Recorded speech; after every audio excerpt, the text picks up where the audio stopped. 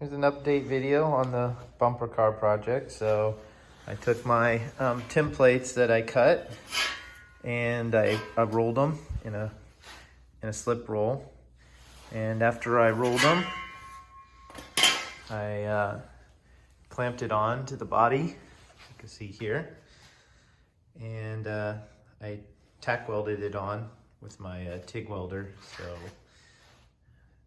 my welding skills aren't very good, but I didn't burn any holes through it yet. So I've got that tacked up on there, and I'm gonna remove the clamps and then add some more welds.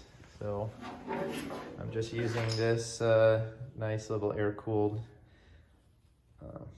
welder that I've got here, and I've got my old square wave 175 running about 40 amps, 45 amps with some argon.